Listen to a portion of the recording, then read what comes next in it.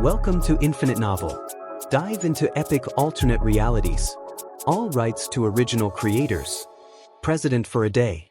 Hugh. Vegeta heard his wife's retching when he walked into their bedroom, and he immediately did an about-face and left. Out in the corridor, his shoulders slumped as he felt a rare pang of guilt, and he went back inside and walked over to the bathroom. Cautiously, he rapped a knuckle on the partially closed door. "How do you feel now, woman?" "Feel," came the expected response. "How the hell do you think I feel?" "I feel like shit." "That's an improvement," Vegeta said. "Last night you said you wanted to die." There was the sound of the toilet flushing, and then Bulma appeared in the doorway looking haggard and pale. "Still do," she croaked and wandered over to the closet, swaying slightly as she considered her wardrobe. Vegeta realized what she was doing and crossed his arms. "You don't honestly expect to work in that state?" "I'm company president. I don't have any choice," she said weakly. "That place can survive one day without you." "No, it can't." She tried pulling on a pair of pantyhose, a challenge even for fit women. At first she had them inside out and then backwards. By the time she finally had them on the right leg, her fingernails pierced the fine mesh and created a run. She balled it up and threw them away with a sound like a sob and put her hot face in her hands. "That was my last pair. Now I'm going to have to shave my legs. Damn it." Watching the show from a safe vantage point, the Sin gamely tried again. "You are in no shape to work. Go to bed." "I can't," she yelled, glaring over at him. Her blue eyes were fever bright and shiny with unspent tears. "I have a meeting with executives of quantum dynamics this morning." "Who?" "Damn it, Vegeta. I've been raving about those idiots for the last 2 weeks. Haven't you been listening?" "Oh, don't answer that. I've been in negotiations with them for months, and they finally agreed to a meeting with me to discuss a possible merger. If I get them, it opens up a portion of the private sector that Capsule Corporation has never managed to penetrate. So," releasing a huff of exasperation, she continued, "it means, Mr. Wizard, more exposure for the company. More exposure means more contracts. More contracts means more money." That, at least, was a concept he understood. "These executives, they're all that stand in your way to this goal?" He appeared suddenly lost in thought at the prospect. "They know they have something I want. Badly. They've been stringing me along and driving me nuts with the carrot-on-the-stick approach for weeks. This is the first time that they want to actually discuss a potential deal. I have to be there for the meeting. I'm sure puking all over the negotiation table will impress them," he said snidely. She might have shot an expletive back, but her stomach lurched and she was racing for the toilet again. Vegeta patiently bided his time until she staggered out of the bathroom, and he caught her by the shoulders and steered her towards the bed. She tried to fight his grip and whirled around to start arguing. The smell of her breath was enough to make him cringe, but he bravely held his place. "Don't you get it? I can't postpone this thing. There isn't anyone else who can talk to these bozos except me. I have to go." "You are in no shape to go anywhere," he said. To prove his point, he poked her in the chest and she fell strengthlessly backwards across the bed. "And you're wrong. There's another who can easily do these negotiations in your place." Gathering up fistfuls of the rumpled sheets, Bulma weakly wrapped them around her shivering form as she looked up at him in misery. "Oh yeah? And who's that?" His slight smirk only broadened. 3 levels down in the kitchen, Trunks looked at the clock on the stove and announced, "Mom's late." "Mom's always late," Bra quipped between spoonfuls of cereal. For a 5-year-old, she ate enough to sustain 4 pro football linebackers and yet possessed a slender, almost waif-like build.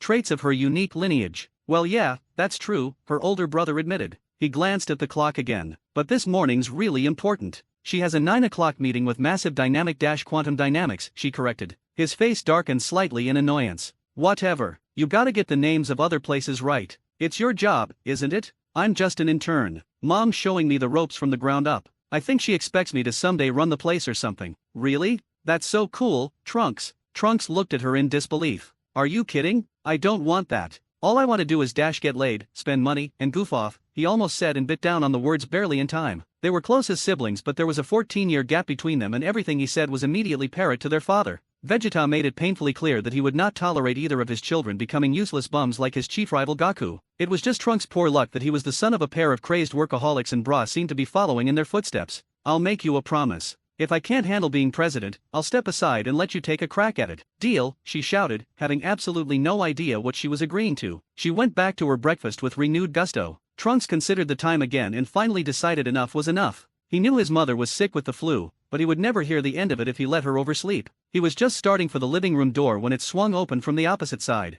"Finally! I was just going to get holy crap." Bra's blue eyes widened and her spoon dropped from numb fingers into her bowl plop. "Wow, Papa. Look at you." Vegeta appeared wearing an immaculate 3-piece navy blue suit with a crisp white shirt and a red silk tie. His dress shoes were polished to a satin shine. There was a gold pin on the left lapel displaying the Vegeta CI royal family crest. In all, the tailoring was exquisite, like most of his casual clothes, but it was rare when he actually went out of his way to dress up, especially to this extent. Even his hair looked tame from its usual alien, flame style. "Geez, who died?" was Trunks' first amazed thought as he eyeballed his father up and down. Your mother is staying home today, Vegeta said as he snatched a piece of toast from Bra's overladen plate and began to eat it over her protests. I'll take her place at the meeting this morning. Trunks was trying desperately to process all this new information. Dad, do you even know anything about? He glanced over at Bra and she mouthed the correct name, quantum dynamics? What's to know? He asked in a bored tone of voice. To Trunks' relief, he saw that his father was carrying Bulma's briefcase that had all of the necessary information he would need for the negotiations. Vegeta opened the case to review the information, Trunks thought, and, to the teenager's horror, appended the contents on the table. He then proceeded to fill the carrying case with leftovers from the fridge. Do you want my lunchbox, Papa?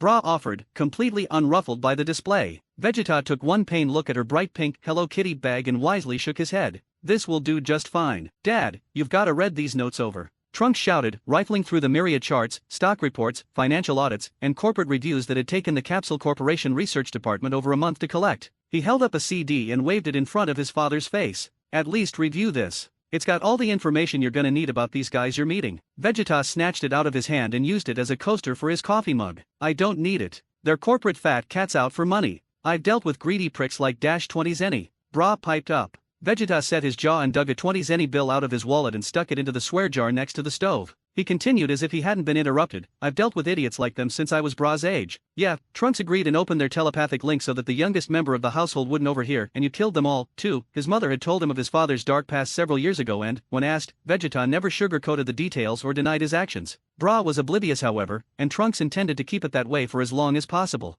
Vegeta looked back at his son with exasperation. You're as bad as your mother, he sent back. Asterisk, no one will be killed. Threatened, maybe. Intimidated, certainly. But there'll be no deaths, asterisk. Trunks dropped his eyes in shame. Asterisk, sorry. I worry dash asterisk, so much like your mother, Vegeta sighed. It wasn't an insult, but it wasn't exactly a compliment either. He sat down and dug the newspaper out from underneath the corporate notes and began to read as he nursed his coffee. You're going to be late for work. Are you still in the mail room? What? Yeah, I'm still there. Trunks shook his head. Never mind about that. What about you? You're the one who's gonna be late. Vegeta glanced over at the clock. It was 9:15 and the headquarters portion of Capsule Corporation had moved to the far side of the western capital. The domed yellow building they lived in was now primarily used for research and development. This is how serious negotiations are supposed to start, he said enigmatically. Make them sweat. He went back to reading the paper while Trunks gaped at him in disbelief. An elaborate stretch limo was parked at the curb in front of the Capsule Corporation headquarters building. It had been idling there for quite some time. It's 9:10, Mr. Bates, the chauffeur informed the group of 5 sitting in the cabin. That's fine, Jeeves, said Gil Bates, Sr., the chief executive officer of Quantum Dynamics, and then grinned wolfishly to his companions as he added for their benefit, let her sweat some more. Miles, let's review again. Phil Forbes, their corporate lawyer, turned expectantly to the blonde man on his left. Bulma Briefs, their research associate, Miles Murphy, began scrolling through the files on his laptop. Took over the presidency of Capsule Corporation 19 years ago from her father, the original founder and creator of the Hoi Poi capsules. Since then, the company dramatically changed its product line, allowing it to expand into a worldwide empire: fashion, automotive, space, communication, IT. You name it, Capsule Corporation has their hand in it. It's become an international conglomerate. All of that on her own? Asked the fourth member of the group, Austin Parker, the chief accountant. She's a genius, there's no doubt. The amount of patents churned out by her research staff tripled after she took power. Some really interesting stuff, too. She came up with an exhaust refit that allowed the company to corner the automotive market blah, blah, blah. We all know she's smart, Bates muttered in disgust. Hell, the whole damn planet knows it. I don't care about that. What's her profile? Classic, driven type A personality. Loyal to her company and staff, but she's equally committed to her family. Trunks, her 19-year-old son, is currently interning at the company. Being groomed for the throne, so to speak. Bra, her 5-year-old daughter holy crap. What is it with these names? Sniggered the fifth member of the group, Martin Class. It's a family eccentricity to be sure, sighed Miles. The daughter just started private school and has already been bumped up to the 2nd grade. Her husband is Prince Vegeta Prince? Bates interrupted, looking interested for the first time. Seriously? His claim. It's never been authenticated, not that I looked very hard. He's a martial artist. Doesn't appear to have anything to do with the company. Martial arts, Class scoffed. Right. Bet I could show him a few moves. He was Gil Bates' bodyguard and all-around bagman, the person who generally handled the dirty jobs and made them disappear. He was also the 6-foot, 8-inch intimidation factor that became a key figure during troublesome negotiations with stubborn bureaucrats. The chauffeur cut in with, 9:20, Mr. Bates. Bates ignored him. Recommendation, he asked Miles. She's emotional. Highly so. It won't be hard to get her agitated. I say get her entirely off guard, let Class have a few, words with her, and then make your demands. She'll cave. Hell, Miles, we don't want her walking out. Parker snapped. We need this merger. I fudged the books to make quantum dynamics look viable, but it's sinking fast and we all know it. What we need, Bates cut in with a hard glare to them both, is the highest possible offer we can get out of her. She wants our company as bad as we want her money. I'm not just handing it over. She can afford it and I want her to pay. Sir Dash the chauffeur began. All right, Bates said, motioning for Jeeves to get out and open the door for them. It's show time, boys. Once they announced themselves to the reception desk, they were directed to an elevator that took them to the top floor of the building and then led swiftly into private boardroom deliberately set apart from the usual brisk chaos that made up Capsule Corp's daily routine. It was prepared for the meeting and equipped with state-of-the-art presentation software, teleconferencing equipment and well-stocked with various gourmet coffee decanters, juice, water, and a mountain of pastries. Bates and his group admired the room but couldn't help notice one very important thing: they were the only ones here. Bulma's secretary knocked once on the door and stepped inside to announce, Ms. Briefs offers her apologies but is running late. She will be here shortly. Unacceptable. Bates shouted even as the secretary darted back out of sight. He shot an angry glare at Miles. It's out of character, was his only answer for the break in routine. She always arrives a half hour early for meetings. Bates settled his bulk down into the nearest chair. She'll pay for this. Nobody makes me wait. Nobody in this entire world. When I see her, Dash Bulma isn't coming, announced a stern voice from the back of the room. Heads turned. Standing beside the open window was a lone figure in a three-piece suit and a briefcase. He was short, with a severe widow's peak, and had intense raven black eyes. Miles Murphy recognized him immediately. Prince Vegeta. You know me. Good. I can't stand introductions, he said and walked to the front of the room, setting the briefcase on the table. He shrugged out of his coat and laid it carefully on the backrest of the head boardroom chair. As I've said, Bulma won't be here. I'm going to handle these negotiations in her place. Unacceptable. Bates said for the second time as he rose to his feet. I've been in exclusive talks with Bulma Dash. You will refer to her as President Briefs, Vegeta cut in sharply. I will even permit MS Briefs as a token act of civility. Unless you're fucking her, you don't get to refer to her by her first name. Understand? Jaws dropped all around. To say that Gil Bates' face colored was an understatement. His complexion turned positively crimson all the way down to his shirt collar. He sputtered briefly and then turned towards the door. I'm the chief executive officer of Quantum Dynamics. I've dealt with bigger corporations than you and I don't have to put up with this bull's. Dash, sit your ass back down. Bates' hand wavered over the door knob. He looked over his shoulder at the husband of Capsule Corporation's president. What did you say? He choked out. Beside him, Martin Class began clenching and unclenching his massive hands as if throttling an imaginary opponent. Vegeta stared back at him with half-lidded eyes. He leaned against the heavy boardroom table and crossed his arms as he said, Don't fool yourself. You've never dealt with a company as large as this one and we both know it. If you seriously want to talk, I'm here to listen, but understand this, there are no second chances. If you walk out that door, you won't be coming back. Shit. He's serious, Bates realized, staring back into those cold eyes. They were the eyes of a predator, emotionless, without compromise or compassion. The executive knew those eyes well. He saw them every single time he looked into a mirror. Slowly, he backed away from the door and tried desperately to regain his composure. I need to confer with my associates. Vegeta nodded but didn't move from his casual position. You have 10 minutes. In the back of the boardroom, Miles was cringing under his group stares and whispered curses as he stared bleakly down at his laptop. I want to know everything about that son of a bitch, you hear me? Bates hissed into his ear. We'll break at 11:30 and by then you damn well better have a profile I can use. I'm running blind right now. I can't believe you didn't research this guy, Forbes said, running his hand back and forth through his thinning hair. Miles had his hands splayed in surrender. You told me to focus on Ms. Briefs. The husband's a ghost. He hardly ever leaves the research building. Martial artist, Class snorted, glaring over at the small man. Vegeta was standing at the window apparently considering the view. He can barely reach up and touch my nose. You want me to dash no? Forbes snapped. The usual strategy isn't going to work with him. You stand down and keep your big mouth shut. Go. Bates snarled at Miles, inclining his head to the door. The researcher wasted no time leaving so that he could set up somewhere private and do a thorough investigation into this sudden anomaly they were faced with. Right from the start, Miles had had a bad feeling, and the day was just getting started. We're ready to begin, Bates finally announced. Vegeta moved away from the window to face them. It's about damn time. Trunks hated the mail cart. It had a loose front wheel that made a distinct squeak only his sensitive hybrid hearing seemed to pick up. Scree scree scree.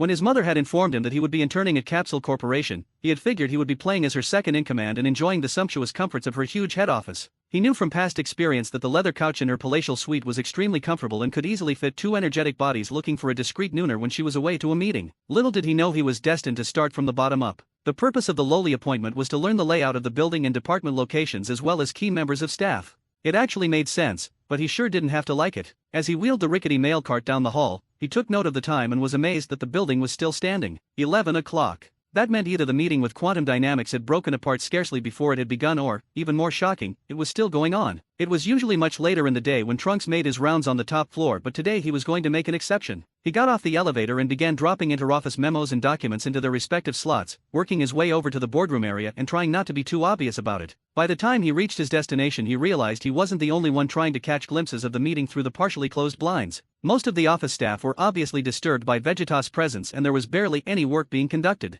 Everyone seemed to be holding their collective breath. Trunks made it over to Bulma's secretary's desk, to the woman who had been with the company longer than the teenager had been alive. "Hey Penny, how's it going in there?" Her shoulders were squared up practically to her ears with tension. "If I'd known he was coming here, I would have called in sick," she stage whispered. She had always been deathly scared of Bulma's husband and the fact that he was here alone was completely nerve-wracking. Trunks nodded in complete understanding. "I know he can be a bit rough dash, that's not what I mean. He hasn't said a word to me. He hasn't left the boardroom. They've been at it for almost 2 hours straight and I haven't even heard him raise his voice. It's freaking me out." So it wasn't just the clothes, Trunks realized with surprise as he wandered over for a closer look. His father was actually taking this whole affair seriously and keeping his power, and trademark short temper, in check. He could understand Penny's fear, it was completely out of character for the Sien Prince. Through gaps in the blinds, Trunks could see that there were 4 representatives from Quantum Dynamics making their pitch. One was conducting some sort of holographic walkthrough of the company while another did all the talking. Another was periodically sliding information sheets across the desk.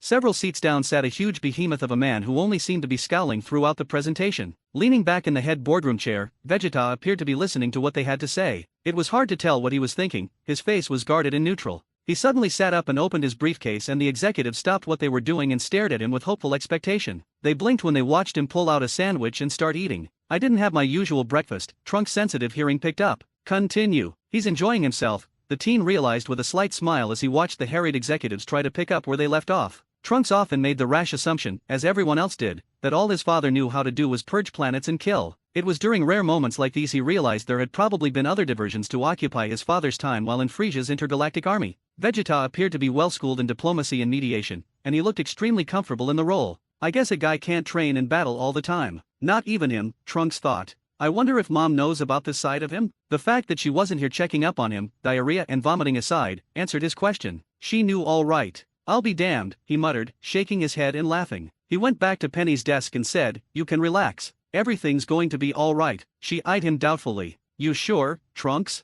"Positive," he said and went about his rounds with a rare skip in his step. At 11:30 on the dot, Gil Bates rose from his chair and announced, "I think it's time that we all took a break." "That's not your call to make," Vegeta interrupted coldly, fixing him with a level glare that lasted for several seconds before he, too, got to his feet. "But I'll acquiesce to the suggestion. We'll meet back here at 1 o'clock. That should give you plenty of time to confer with your associate and find out how much information he's managed to gather on me." Bates had been hurrying towards the door and now his, as well as his 3 partners, looked around at him in shock. Vegeta betrayed a slight smirk at their surprise and his black eyes zeroed in on Martin Class's blue ones. "And I can do a lot more than just touch your nose, fugly." "Believe it." "Shit, he heard me?" Class muttered. "Shut up," Parker hissed back. Vegeta put on his coat and walked to the back of the room. 1 o'clock he repeated and then jumped out of the window. He did a deliberate flyby past their dumbstruck faces. "Downstairs. Now," Bates managed to say. Once back in the relative safety of their limousine, the Quantum Dynamics executives all rounded on Miles Murphy, who was still digging for information in cyberspace. "I'll give you what I've got. Now remember, I only had 2 hours dash, just give it to me," Bates said, struggling with his temper. Organizing his notes, the researcher cleared his throat and began. "I told you before that this guy was a ghost. That's not an exaggeration. Prior to 764 AD there are no records that this guy ever existed. It's like he materialized out of thin air." "Thin air? Funny you should mention that," Martin grunted. "Would you shut up?" Parker said. But you all saw it. He flew." Bates never stopped looking at Miles. "We're not just dealing with some martial artist, are we?" "No sir. His first public appearance on record was at the Cell Games. He was a combatant alongside of the rest of the Earth's special forces." "He's a member of those guys?" Martin asked in disbelief. Miles shook his head. "He's not listed in the official roster. It appears to be a loose association more credited to Bulma Brief's close familiarity to the members than anything else. However, in every single major combat situation this planet has ever faced, he's been cited among their ranks. He's not a member because he's in a league of his own." Parker scowled at him. "What the hell does that mean?" "It means he blows the big things up and lets the weaker fighters pick up the pieces.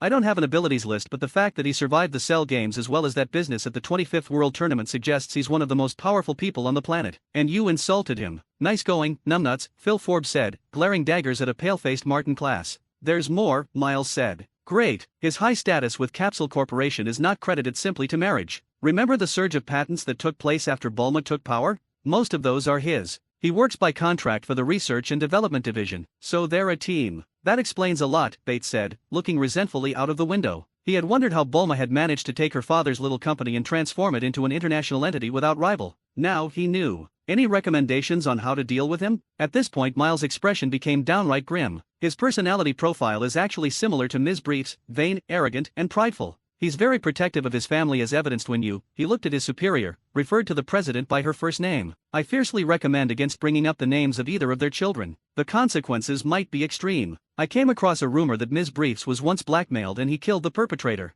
It's unsubstantiated, of course, but he let the statement hang in the air. Bates grasped the meaning and so did the others. There wasn't a successful company in the world that didn't dig a few unmarked graves along the way to prosperity, literally and figuratively. For quantum dynamics, that nefarious task had been assigned to Class, and his performance to date had been impressive. By accident or design, Bulma had found her own bagman and he had the power, wealth, and intelligence to get away with what he did in the shadows. Bates had hoped to saunter in and overpower Bulma with offers, charm and, if that didn't work, some alone time with Class. The husband's appearance had turned the tables. Bates rubbed his forehead with a handkerchief and it came away damp. Miles saw the rare gesture of indecision on his boss's face but plunged on. The entire Capsule Corporation staff is deathly scared of the guy, except maybe for those in R&D. Those guys are crazy. Everyone signed a non-disclosure agreement as a condition of employment. Whatever they know about him, whatever dark secret that existed prior to his appearance 21 years ago, they're not talking. Any suspicions? Visibly hesitating, Miles averted his eyes and said in a low voice, I don't think he's from this planet. Martin threw his massive arms up in a gesture of surrender and slumped down into his seat.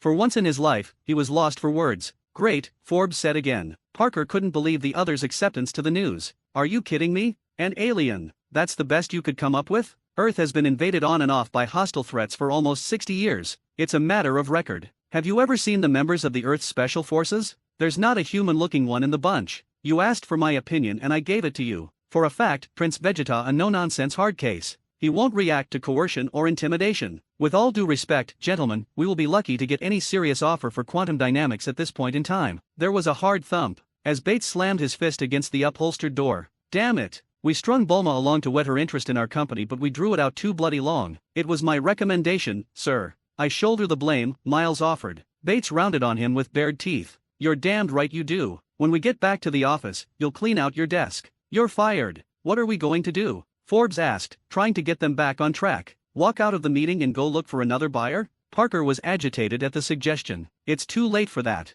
I can't cook the books for much longer. It's a miracle that Capsule Corporation's accounting department hasn't spotted the discrepancies in what I gave them. I don't need to tell you what will happen to our stock options when word gets out that our own president hightailed it to Mexico with his huge, self-imposed bonus. We're on borrowed time. While they argued back and forth, Martin Class slouched further down in his seat and regarded the civilian traffic moving swiftly along the sidewalk. They were parked across the street from Capsule Corporation, but this was still the business district and everyone on their lunch break was dressed in corporate attire. Dresses, pantsuits, business suits, a three-piece navy blue suit with a red power tie.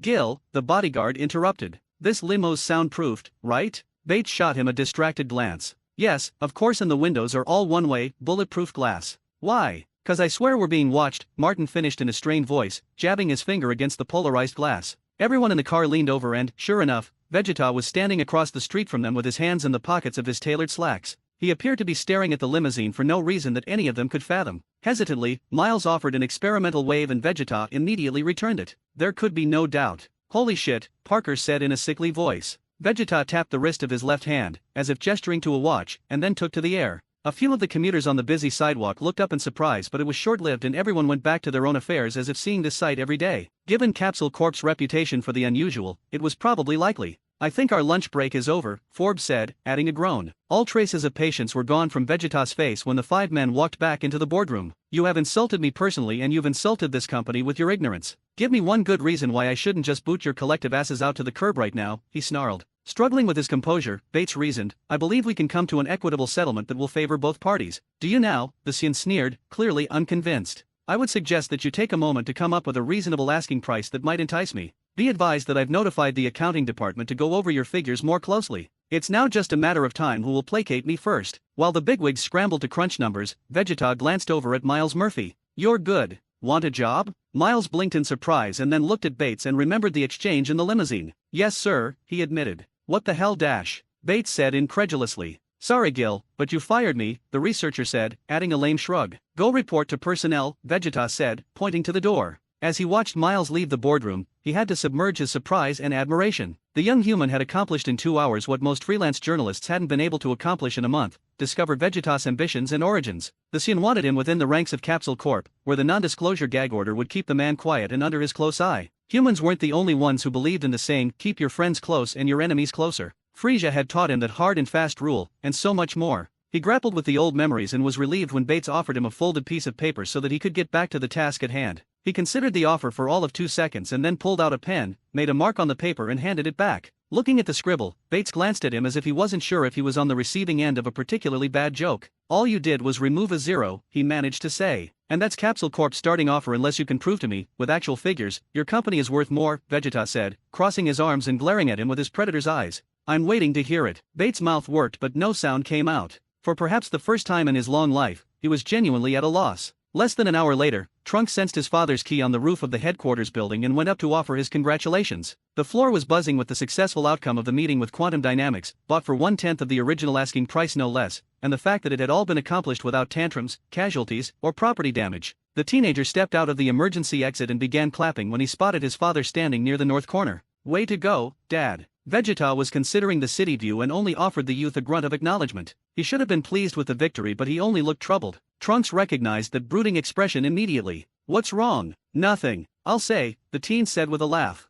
You sure handled those corporate hotshots. Everyone's talking about it. I guess you've done this sort of thing before, huh? When you were in space. Vegeta's left eyebrow twitched. Not exactly. Rather than be drawn into a discussion he didn't want to participate in, he faced his son directly. Go home and tell your mother the news. The final papers will be couriered to her this afternoon. It's entirely up to her to make the final decision whether she wants to accept the offer. Trunks' blue eyes widened in surprise. I can leave work early? Are you serious? Go, Vegeta said, adding an impatient nod skywards. Not questioning his good fortune, Trunks took to the air and sped a direct course home. Vegeta watched him until he was out of sight and then turned his dark gaze back to the cityscape. I'm going to break my promise to you, boy, he said under his breath. Across town, Martin Class swiped the keycard to his hotel suite and walked inside. He barely had enough time to take a shower and pack before joining up with the group at the airport. Talk about leaving a city with your tail between your legs. Martin was frustrated and disappointed that he'd been rendered so useless in this meeting. Once Quantum Dynamics got restructured under the Capsule Corp empire, he wondered if he would even have a job. Finding normal work was hard for a guy who broke kneecaps for a living. The doors to the balcony were wide open and Martin went over to close them. He had barely gotten one hand on the handle when a fist appeared out of nowhere and nailed him squarely in the solar plexus, driving him backwards. He fell to one knee trying to catch his breath while Vegeta walked inside the suite and quickly closed the balcony doors behind him, followed by the heavy curtains. What the hell, Dash?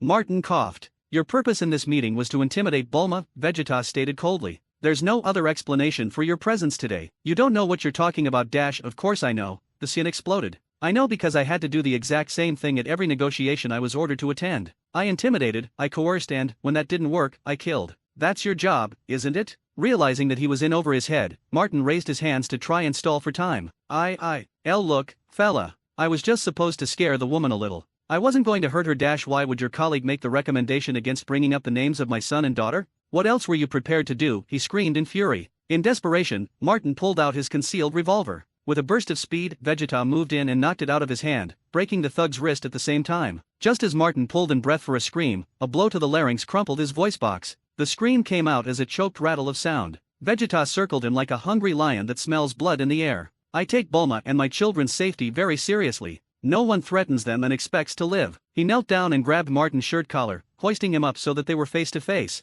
I'm going to kill you, he said in a matter-of-fact voice. Martin tried desperately to pull away from that grip of steel. Please don't, Dash, he mouthed those words over and over. Vegeta shook his head. You can't reason with me. You can't bribe, you can't beg. This is what I'm trained to do. Of all people, you should understand that best. You threatened my family and now you're going to pay the price. The only downside is that I can't use any key or the others would sense it. For the first time since they had met, Vegeta offered him a cold grin of satisfaction. Fortunately, I don't need any powers for this, he said and drew his free hand back into a tight fist. Late that night, Vegeta restlessly prowled the living quarters of the yellow-domed building he had come to accept as his home. He stopped beside the closed door to Trunks' room and gently strummed the chords of their rapport. The teenager was in a deep, contented sleep. Across the hall, the Cien opened the door to his daughter's room and peered inside, his eyes quickly adjusting to the gloom. Bra was cocooned in her sheets and comforter, her seafoam-colored hair spilled across the pillow. She was sleeping peacefully. Leaning against the door jamb, Vegeta struggled with his emotions as he watched his daughter. The surge of intense possessiveness eclipsed everything he had ever known or felt before.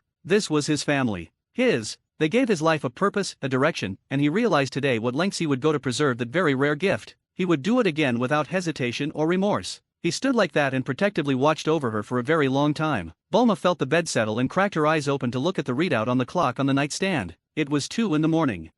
It's about time you got back. Where the hell were you? I wanted to make up for the lost time training, Vegeta lied. He eyed his wife in the darkness. You sound more like your usual self. I'm much better, thank you for noticing. It must have been a 24-hour bug, she said, turning on the light. So, how did you find playing president for a day? Damned exhausting, he admitted. I don't know how you stand it.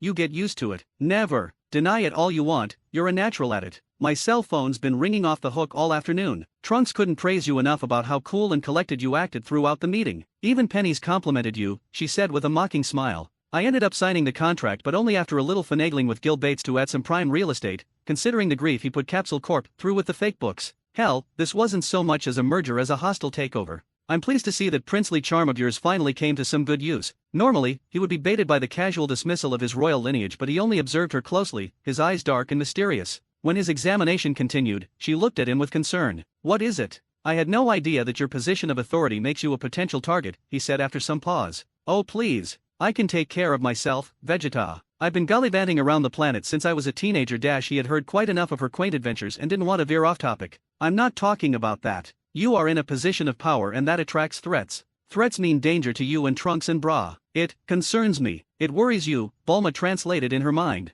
She wasn't sure where this was coming from. Perhaps his one day at Capsule Corp had opened his eyes and showed him just how demanding a powerless, little human's life could actually be. The company has a highly skilled security division. Trunks can more than take care of himself. You've started training, Bra. When we're home, you're here. So how could any of us be in danger? It just concerns me, that's all, he said morosely, knowing that there was no resolving the issue. It's been a long day, she said, kissing him on the cheek and then rolling over to turn off the light. We'll talk more about it tomorrow. She settled into her pillow and was drifting off to sleep when he suddenly pressed up against her, wrapping an arm protectively around her waist. Vegeta. What? He murmured, as he settled as close to her as he could get. This degree of contact, without the requisite intimacy, was unusual and Bulma was shocked by the rare behavior. Are you all right? Fine. Go to sleep. She grasped his hand with her own and then betrayed a bewildered laugh.